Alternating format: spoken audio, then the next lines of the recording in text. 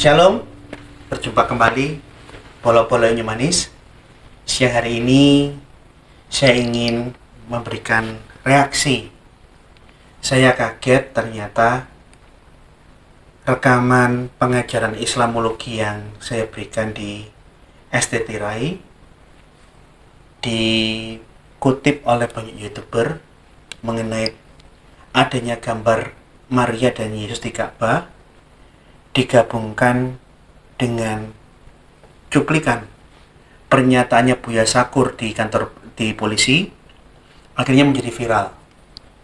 Dari sini saya baru tahu, wah ternyata banyak umat muslim yang jarang membaca kitab-kitab sirah. Pada waktu saya memberikan 2 kali, saya memberikan pernyataan yang sama tentang di dalam Ka'bah ada gambar Maria dan Yesus. Bedanya, saya membacakan literaturnya. Di saat saya mengajarkan hal itu, saya dijabri oleh banyak orang, diskusi di grup. Loh, apa yang Pak Gracia sampaikan kok sama dengan Buya Sakur? Di saat itu malah saya belum tahu, belum lihat Buya Sakur. Saya katakan, Buya Sakur ngomong apa? Buya Sakur juga mengatakan yang sama seperti Pak Gracia.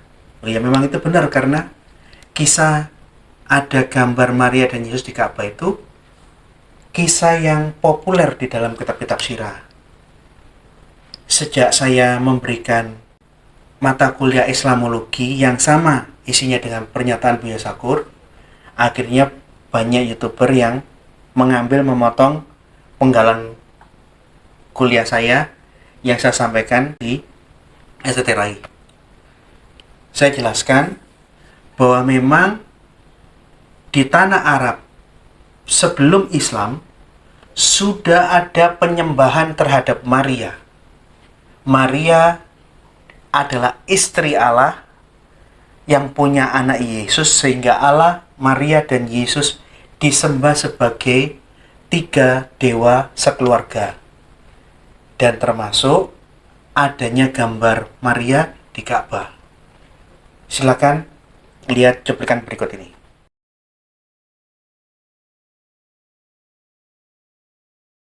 Termasuk sekte Maria, karena di dalam catatan sejarah Islam di Ka'bah itu ada patung, diletakkan patungnya Maria dan ada gambarnya Maria. Bahkan di dalam salah satu riwayat, di saat Muhammad menguasai Mekah, semua gambar-gambar berhala, gambar-gambar dewa-dewa itu dihapus, kecuali gambarnya Maria dan Yesus.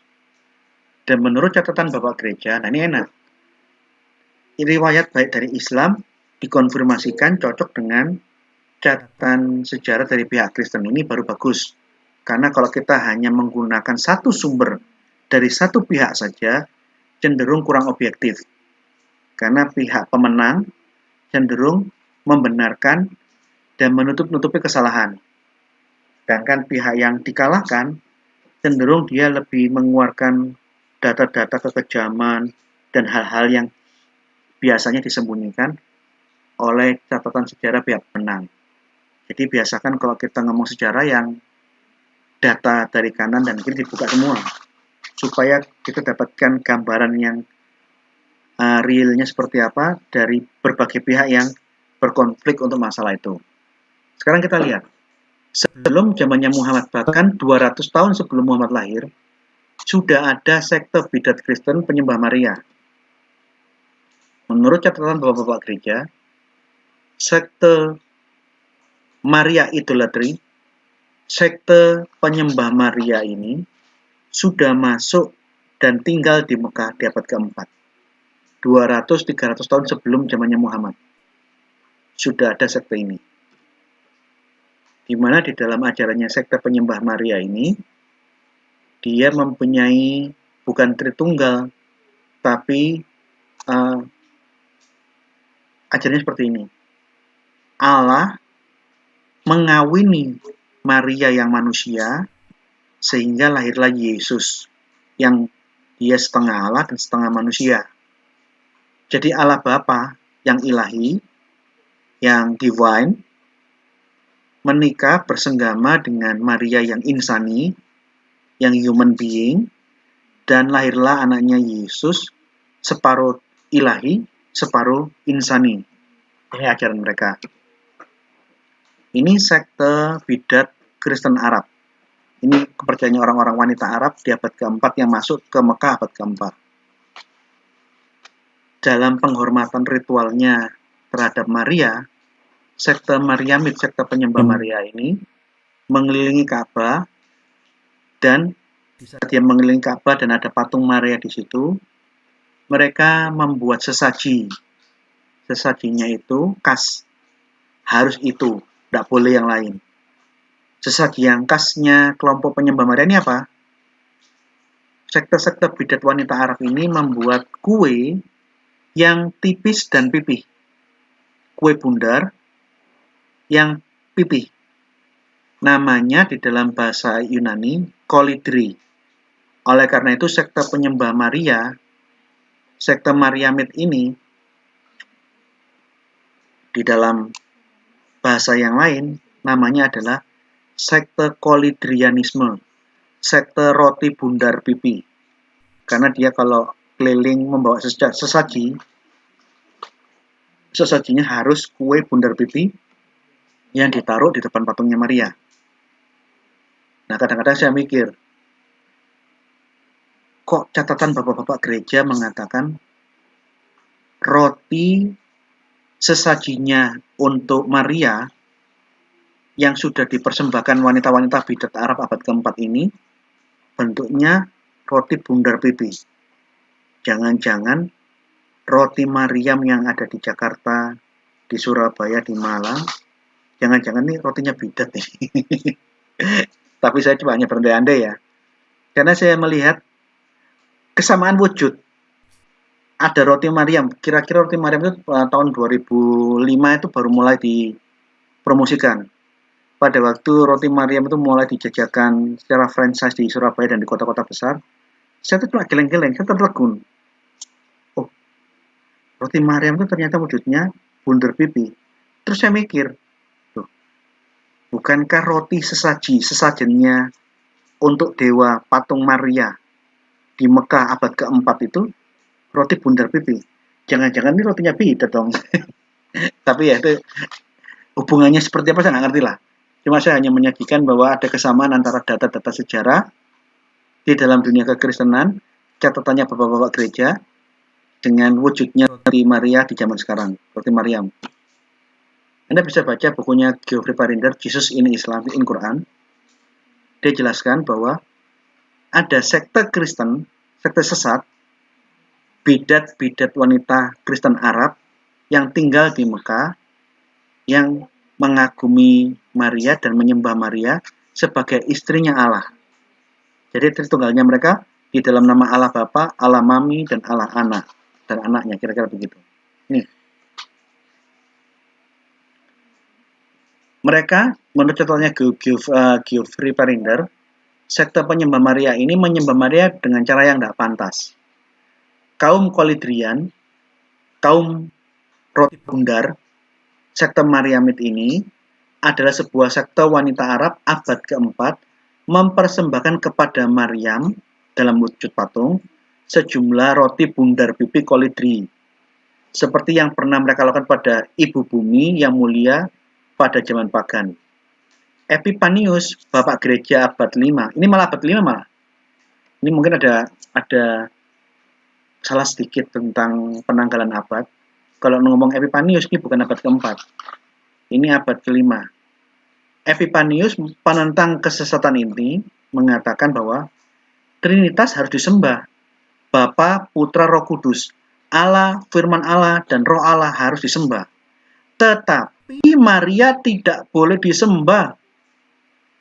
Kemungkinan sekte bidat Kristen ini masuknya abad keempat, tapi masih eksis di zamannya Epipanius, karena Epipanius ini bapak gereja abad 5. Nah, tidak ada satupun orang Kristen di gereja manapun, termasuk gerejanya Pak Deking Gadas. Mari kita berdoa di dalam Allah, di dalam nama Roh Tritunggal, God the Father, God the Mommy, and God the Son, dan anaknya. Tidak pernah ada. di dalam nama bapak, di dalam nama mami, di dalam nama anaknya. Tidak ada bapak, ibu, anak ini KB apa memang? Keluarga berencana atau gimana? Ngawur. Tritunggal bukan papi, mami, dan anak. Tapi Bapa, Putra, dan Roh Kudus, di mana Bapa, Putra, dan Roh Kudus ini kata kiasan, bukan dalam makna harafiah. Bapa itu Allah, wujud Allah yang esa. Anak adalah kiasan untuk firman Allah yang kekal yang satu di dalam Allah. Roh Kudus, rohnya Allah, hayat Allah, hidupnya Allah. Ketiganya ini satu. Tidak mungkin Allah ada tanpa firman-Nya, atau Allah ada tanpa hidup hayatnya, tanpa rohnya. Tidak mungkin. Oleh karena itu, Bapa, Putra, Roh Kudus, inilah Tritunggal, Maha Kudus, Allah yang Esa, yang diimani orang Kristen. Anda masuk gereja manapun, pasti doktrinnya sama. Nah, doktrinnya Bapak, Ibu, dan anak, kamu tidak pernah ada. Tidak pernah ada di dalam dunia kekristenan. Allah kawin sama Maria, punya anak setengah Allah, setengah manusia. Ini doktrinnya bidat. Kristen menolak ini. Tritunggal harus disembah. Maria, sehebat-hebatnya Maria, sebagai perempuan yang melahirkan sang juru selamat, tidak boleh disembah. Jadi, Tritunggal, Bapak, Ibu, dan anak ini bukan Tritunggal yang diimani orang Kristen. Ini bidat, ini sesat. Dan inilah yang kelihatannya yang masuk di dalam Quran. Di dalam tulisannya Geoffrey Parinder, penyembahan terhadap Allah, Maria, dan Yesus, inilah yang dikritik di dalam surah Al-Maidah nomor 116. Di dalam surah Al-Maidah, dan ingatlah ketika Allah berfirman, hai Isa, putra Maryam, adakah kamu mengatakan kepada manusia, jadikanlah aku dan ibuku dua orang Tuhan selain Allah.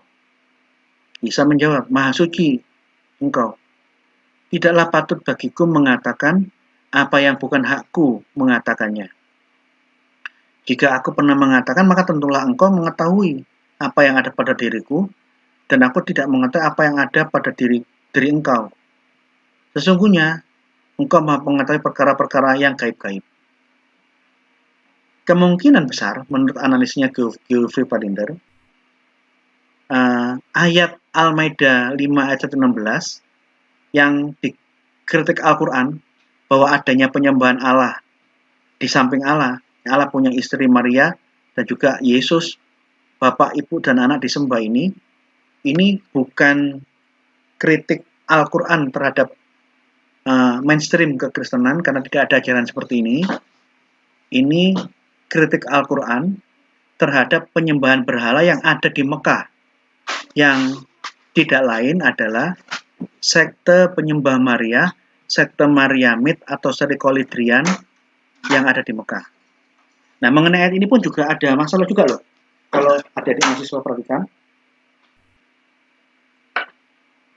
ayat ini menurut Muhammad Ahmad Khalafullah, salah satu ulama dari Maroko, dia mengambil strata 3, S3 tingkat doktoral di Al-Azhar, Kairo.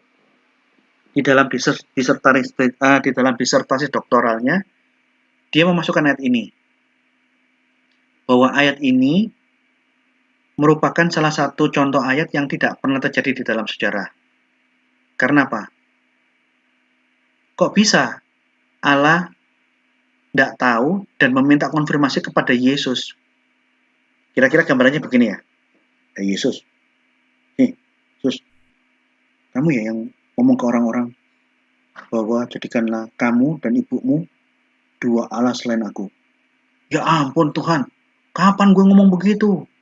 Gue gak pernah sumpah. Nah ya makanya itu aku kan tanya, aku mau konfirmasi ke kamu. Gak pernah sumpah. Sampai ada yang ngomong, aku dan ibuku harus menjadi Tuhan di sampingmu. Oh gue marah nih. Ya enggak sudah. Oke lah. Oke, sekarang gini aja lah, gak usah diperpanjang. Yang penting clear ya, udah jelas.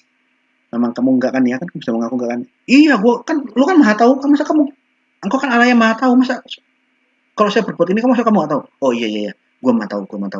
Yang penting sekarang udah clear, lu udah memberikan keterangan, kamu gak pernah kan ya? Sudah. Nah ini yang jadi pertanyaan. Anda kalau baca bukunya Al-Quran bukan kitab sejarah, mengenai kejanggalan ayat ini dan dikategorikan sebagai ayat yang tidak pernah terjadi di dalam sejarah, sampai Tuhan itu meminta konfirmasi kepada Yesus, apakah kamu pernah ngomong nggak seperti itu? Itu bukan ayat yang pernah terjadi dalam sejarah. Tapi di dalam bukunya Muhammad Ahmad Kalafulo itu, dia memberikan penafsiran begini. Tujuan niat ayat itu bukan dari kelogisan narasi, tapi makna di sebalik narasi itu. Makna di sebalik narasi itu adalah bahwa dilarang keras menjadikan Maria dan Yesus sebagai dua Tuhan di samping Allah. Jadi sebagai jawabannya Muhammad Ahmad Kalafulo, yang di awalnya dia mengatakan ini ayat yang tidak pernah terjadi di dalam sejarah, karena tidak mungkin ada Tuhan yang digambarkan tidak maha tahu seperti ayat ini, diberi jawaban oleh Muhammad Kalafulo, Tuhan tidak berbicara presisi di dalam sejarah, karena Tuhan di dalam Al-Quran, menurut keyakinannya Muhammad Ahmad Kalafulo di dalam disertasi doktoralnya, Allah itu berbicara, memberikan wahyu, menasihati manusia di dalam Al-Quran dengan gaya berpuisi. Jadi bukan ketepatan narasi, ketepatan historis yang penting, tapi makna di sebalik narasi itu. Ini jawabannya Muhammad Ahmad Kalafulo. Bukunya bisa dicari di online. Buku yang sangat bagus untuk dipelajari oleh mahasiswa teologi. Ini penting sekali buku-buku ini. Para Madinah itu yayasan yang pernah dipimpin Anies Baswedan. Tapi buku ini diterbitkan oleh Nurkolis Majid, cendekiawan Muslim dari Muhammadiyah, yang memimpin para Madinah sebelum Anies Baswedan. Tapi buku ini sekarang sudah nggak ditarik, tidak ada di toko buku, hanya ada di online, di Tokopedia, di Shopee, Anda bisa temukan buku ini. Jadi, Al-Maidah 116 dipakai oleh orang Muslim dan polemikus Muslim untuk menyerang Tritunggal itu suatu salah alamat. Karena apa yang ditolak di dalam surah Al-Maidah 116 itu juga kepercayaan yang ditolak semua orang Kristen. Bukan saya saja yang menolak. Pak Deking Gadas, gereja-gereja Pentakosta, gereja Katolik, gereja Ortodok, semua menolak ajaran seperti itu. Tidak ada Tuhan Bapak, Tuhan Mami, Tuhan Anak, ngawur itu. Itu keluarga berencana kok dituduhkan, difitnahkan sebagai Tritunggal, itu keliru besar itu. Tidak ada Allah Bapak, Allah Mami, sama Allah Anak, tidak ada. Yang ada Bapak. Maksudnya, Bapak itu istilah sinonim untuk menyebut Elohim. Allah yang Esa, Elohim Esa itu Bapak. Di dalam Bapa berdiam kekal Putra, yaitu firman Allah yang kekal. Di dalam wujud Allah yang Esa, di dalam Bapa berdiam kekal Roh Kudus. Semua ini ada di dalam satu wujud, tiga pribadi di dalam satu hakikat, di dalam satu wujud, di dalam satu entitas. Jadi yang dikritik di dalam surah Al-Maidah 116 itu kritik Quran terhadap bidat Maria, bidat penyembah Maria, bukan tentang doktrin Trinitas, tidak ada hubungannya dengan Trinitas. Sektenya ini sudah masuk di Mekah di abad keempat, tapi tercatat oleh Epipanius di abad kelima sebagai masih eksis. Jadi kira-kira 150 tahunan sebelum Muhammad lahir, penyembahan terhadap Maria, seperti yang saya jelaskan di atas, ini sudah ada. Jadi ini bukan sesuatu yang baru. Orang terekam di dalam Al-Quran kok. Nih. Di dalam literatur Islam, masih di dalam buku yang sama, di dalam bukunya Jesus in Islam di Geoffrey Perinder, di halaman 93, Muhammad punya rasa penghormatan yang mendalam terhadap Maryam sebagai ibu Yesus. Bahkan, ahli sejarah Makkah yang tertua, Asraqi, yang meninggal di abad 9, lebih tua dari Ibnu Hisham, tahun 858, mengatakan, di Ka'bah pada waktu itu, pada lajur yang dekat dengan pintu, di arah yang dekat pintu, terdapat sebuah gambar Maryam dengan Yesus di lututnya. Ketika Muhammad memasuki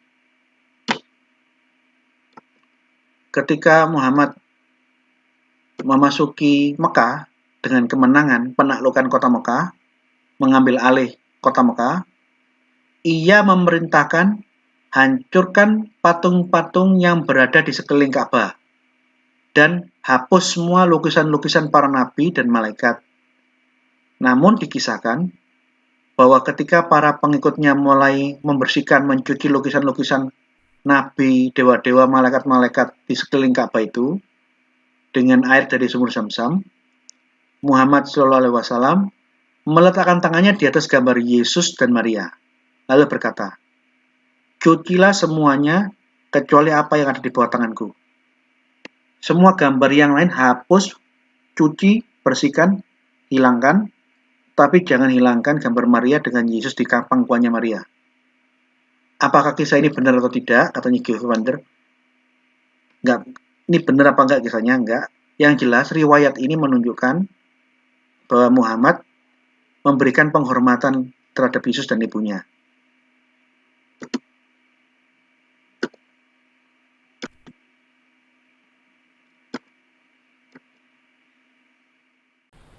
Nah, setelah bagian ini dipotong dan menjadi viral, menjadi pro kontra di kalangan umat muslim, saya mulai oh ternyata kisah ini yang sangat populer di dalam berbagai literatur sirah jarang dibaca oleh kebanyakan umat muslim pada umumnya. Saya sudah memahami, sudah tahu tentang kisah ini, dan memang riwayat kisah ini menjadi problematik di dalam dunia Islam sejak sebelum kuliah teologi di STT Betani Surabaya. 12 tahun yang lalu sebelum saya kuliah teologi, saya sudah mengerti tentang adanya riwayat dari Asraki, gambar Maria di dalam Ka'bah. Sekarang saya memberikan tambahan. Kisah ada gambar Maria dan Yesus di dalam Ka'bah juga tercatat di dalam kitab Al-Maghazi, meskipun ada narasi yang berbeda dari riwayat yang disampaikan Asraki. Kita bacakan ya, di dalam bab Fathul Mekah Al-Maghazi, halamannya silakan lihat di layar. Waqidi mencatat, Utsman pada waktu penaklukan Mekah, Muhammad akhirnya masuk ke dalam Ka'bah. Di dalam tulisannya Waqidi tertulis seperti berikut. Utsman datang membawa kunci dan beliau Muhammad menerima kunci itu dari Utsman. Mereka mengatakan Utsman yang telah masuk Islam sebelum penaklukan Mekah berlangsung menemui Rasulullah bersama Khalid bin Walid dari Ammar bin As. Utsman berangkat bersama kami dari Madinah. Abu Abdullah berkata bahwa riwayat inilah yang paling banyak mendapat ketegasan dari riwayat-riwayat lainnya. Mereka mengatakan, sesungguhnya Rasulullah mengirim Umar bin Khattab bersama Utsman bin Talha dari Batsah, memerintahkannya untuk datang dan membuka pintu Ka'bah, serta menghapus semua gambar tanpa sisa. Mereka tidak boleh meninggalkan satu gambar, kecuali gambar Ibrahim. Saat ia memasuki Ka'bah, ia melihat gambaran Ibrahim sebagai pria tua yang besar sedang mengundi dengan menggunakan anak panah. Dikatakan juga, Rasulullah memerintahkannya untuk tidak meninggalkan satu gambar pun untuk menghapus semuanya. Tetapi Umar meninggalkan gambar Ibrahim. Ketika Rasulullah masuk, beliau melihat gambar Ibrahim tersebut dan berkata, "Wahai Umar, bukankah sudah kuperintahkan kau untuk menghilangkan semua gambar?" Umar menjawab, "Gambar ini adalah gambar Ibrahim." Kata Nabi, "Hilangkan." As-Suhri pernah mengatakan, saat beliau masuk, beliau melihat gambar malaikat dan lain-lainnya serta foto Ibrahim. Beliau berkata, "Semoga Allah memerangi mereka yang telah menggambar Ibrahim sebagai pria tua yang sedang mengundi keputusannya." Lalu beliau melihat foto gambar Maryam. Nabi meletakkan tangannya di atas foto itu dan berkata, hapus semua kecuali Ibrahim. Nah, jadi di dalam narasi kitab Sirah Al-Maghazi tulisannya Waqidi, Muhammad meletakkan tangan di atas gambar Maria sambil mengatakan hapus semua gambar kecuali Ibrahim. Narasi ini janggal karena tadi begitu Muhammad masuk ke dalam Ka'bah, ada gambar Ibrahim yang digambar sebagai pria yang gemuk dengan mengundi dengan panah. Muhammad di dalam narasi ini mengatakan, kenapa ada gambar ini? Loh, katanya semua dihapus kecuali Ibrahim. Ini gambar Ibrahim, hapus ini. Nah, begitu narasinya mengatakan Muhammad memerintahkan menghapus gambar Ibrahim, kemudian Muhammad melihat ada Maria, gambar Maria, Muhammad menaruh tangan di atas Maria. Narasinya aneh. Hapus semua gambar kecuali Ibrahim. Padahal tadi Ibrahim disuruh dihapus. Karena ada kejanggalan narasi di dalam riwayatnya Waqidi seperti ini, yang berbeda dengan narasi yang lebih tua dari Asraqi. Di saat Muhammad melihat ada gambar Maria dan Yesus di pangkuannya, Muhammad menaruh tangan di atas gambarnya Maria dan mengatakan, semua gambar malaikat, nabi-nabi dan semua gambar yang ada di sini dihapus, kecuali yang ada di bawah tanganku. Karena ada perbedaan narasi dan ada kejanggalan narasi di dalam Waqidi versi terjemahan, saya saya berusaha membeli kitab Al-Maghazi yang asli dalam bahasa Arab. Saya mau cek narasinya, apakah terjemahannya itu sama atau berbeda. Setelah saya beli, ternyata apa yang ditulis di dalam terjemahan sama dengan yang ada di dalam versi aslinya. Tidak ada perubahan. Artinya Waqidi memberikan narasi yang berbeda dari versinya Asraqi. Nah, sekarang ada pertanyaan. Apakah riwayat ini benar atau tidak? Ini akan menjadi postingan berikutnya. Saya akan mengkaji tentang problematika kisah dalam literatur kitab sirah dan hadis. Yang jelas, informasi mengenai adanya gambar Maria di dalam Ka'bah itu tertulis di dalam banyak catatan kitab-kitab sirah, kitab-kitab sejarah yang ditulis oleh ulama-ulama muslim di zaman dahulu. Jadi karena channel Inyomanis adalah channel studi, saya mengajak, andai kata ada dari pemirsa yang memiliki dokumen literatur klasik Islam, kitab-kitab sirah seperti kitab Al-Maghazi dan yang lain-lain, bisa bersatu dengan saya. Jadi kalau misalnya Anda punya buku lebih, kirimkan ke saya. Karena memang channel saya ini sangat banyak memerlukan literatur primer. Saya tolong dukung channel ini supaya dalam tuntunan Tuhan saya bisa menambah, mengkoleksi, memiliki literatur primer untuk kajian-kajian yang bermanfaat untuk pendidikan kepada publik. Saya menghimbau, bukan hanya saya, kita semua bersama-sama mulai membiasakan diri mengumpulkan literatur. Terima kasih, Tuhan memberkati.